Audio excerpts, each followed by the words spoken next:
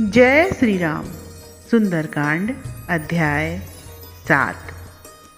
विभीषण की बात सब प्रकार बन गई। कृपालु रघुनाथ जी ने उसे काल से भी निर्भय कर दिया और उसे संसार का घोर त्रास भी नहीं रहा। उसे लक्ष्मण और हनुमान जैसे सखा, शंकर जैसे गुरु और कौशलेश्वर राम जैसे स्वामी मिले। उनके हृदय में तो कुछ और था, किंतु विधाता ने कुछ और ही दिया तथा अब राम कृपा से और ही बानक बन गया।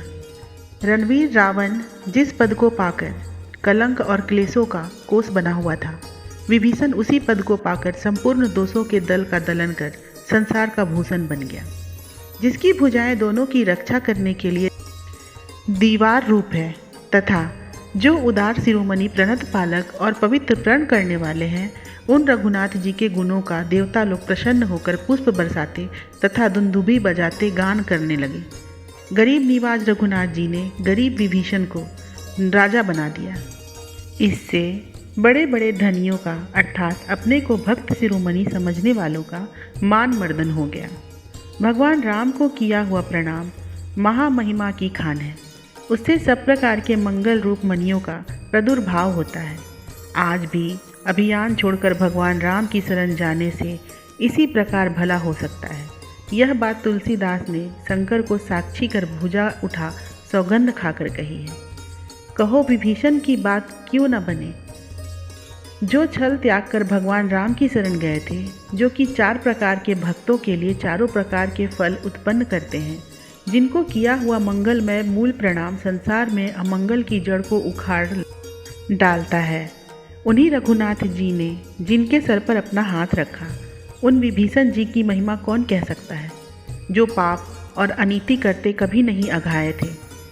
उन पतितों को भी प्रभु ने अपने नाम के प्रताप से ही पवित्र कर दिया। कोई उल्टा और कोई सीधा नाम जप कर ही काकवत आचरण वाले भी राजहंसवत शुद्ध हो गए। जो दुर्बल शरीर वाला था और खली खाता था, अर्थात जिसे खाने को निसार वस्तुएं ही मिलती थी, जो एक एक टुकड़े के लिए लिलायित रहता था और कोद के कण अर्थात साधारण भोजन पाकर भी बड़ा आनंद में मानता था, अर्थात महादरिद्र था, वही तुलसी अब पपीहा होकर राम रूप श्याम सुंदर मेघ से याचना करता है। विभीषण जी के भाग्य बड़े ही अच्छे हैं, जिनके एक प्रणाम से ही भगवान राम प्रसन्न हो गए और उनके सारे पाप दोष तथा दरिद्रता दूर कर दी। जिस समय रावण और कुंभकर्ण ने वर मांगा था, उस समय वे शिव और ब्रह्मा द्वारा वाणी के फेरे से छले गए, अर्थात वे मांगना कुछ चाहते थे और शब्दों के फेर फेर से उन्हें कुछ और ही मिला।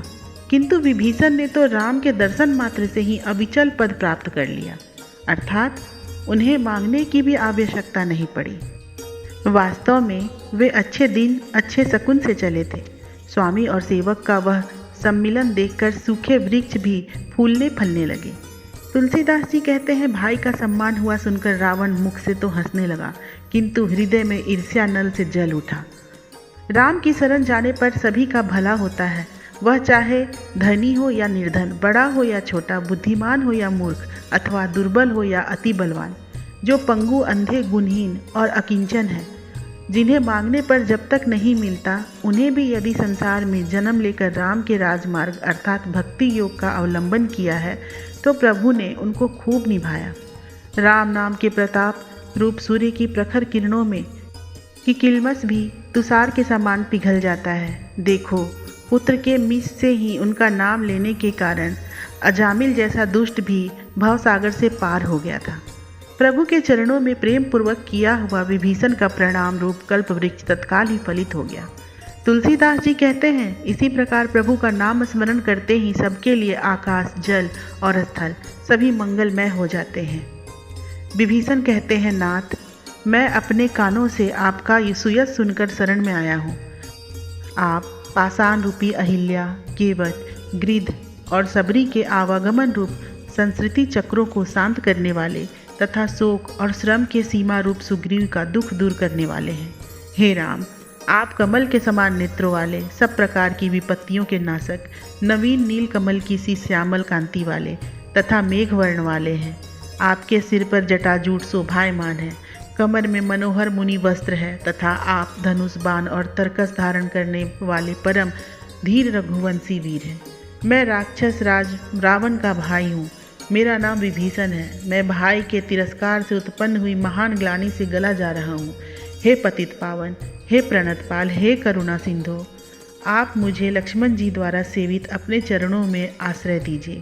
विभीषण के ये दीनता और प्रीति से सुने हुए मधुर वचन सुनकर प्रभु का शरीर प्रेम से पुलकित हो गया और नेत्रों में जल भरने लगा। तब दीनों के दुख दोष और दरिद्रता दूर करने वाले प्रभु ने उन्हें लंकेश कहकर बुलाया और भुजाओं में भर आलिंगन कर उनका राज तिलक कर दिया।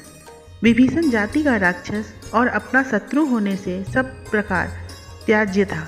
तब मंगलकर्ता श्रीहरि ने उसे सब प्रकार कल्याण का पात्र कर दिया। तुलसीदास जी कहते हैं, रघुवंश बनी भगवान राम बड़े ही दयालु चित्त हैं। उन्होंने रक्षा करो ऐसा कहते ही किसी दूसरों को तारने वाला नहीं बना दिया। प्रभु, पुरुषों ने आपका दीन हितकारी ऐसा सुयस गाया है।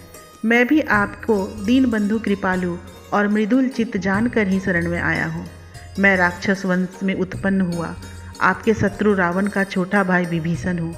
प्रभु का गुणशील और स्वभाव सुनकर मैंने आपके ही चरणों में चित्त लगाया है। प्रभु अपने दासों का सुख दुख जानते हैं, इसीलिए मैंने उनका कथन नहीं किया। अब तो जब आप मुझे करुणा करके नेत्र भर कर निहारेंगे तभी मैं जानूंगा कि आपने मुझे अपनाया है। विभीषण के ये विनीत वचन सुनकर रघुनाथ जी ने उसे हंसकर अपने पास बुलाया। फिर भगवान ने उसे भरत जी के समान भुजाओं में भरकर आलिंगन किया और उसे मन ही मन लंकापति मान फिर अपने कर कमल से उनका सिर स्पर्श कर उसे अभय किया और इस प्रकार प्रभु ने अपने भक्त पर प्रेम प्रकट किया। तुलसीदास जी कहते हैं, रघुनाथ जी का भजन करके भला किसने परम पद प्राप्त नहीं किया। भगवान राम ने कहा, मित्र सुग्रीव और लंकापति विभीषण, सुनिए, आप लोगों से क्या छिपाना है। जो मेरा प्रकृति स्वभाव है वह सच सच बतलाता हूँ। जो सब प्रकार पतित, दीन और अत्यंत जड़ बुद्धि है और जिनका कहीं भी ठिकाना नहीं है, वह यदि शरण आता है तो मैं उसकी सब प्रकार सेवा करता हूँ और उसे कभी नहीं त्यागता।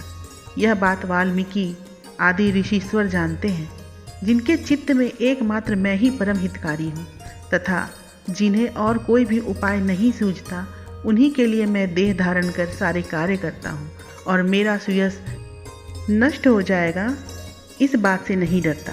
मैं बारंबार भुजा उठाकर कहता हूँ, संपूर्ण सभा मेरा विश्वास करे, मुझे अपने दास के समान कोई प्रिय नहीं है। हाँ, निष्कपट प्रीति करने वाला दास होना चाहिए, क्योंकि मोहे कपट छल छिद्र न भावा। रघुनाथ जी के ये वचन सुनकर विभीषण प्रेम मगन हो गए और उनके मन में बड़ा चाव बढ़ा।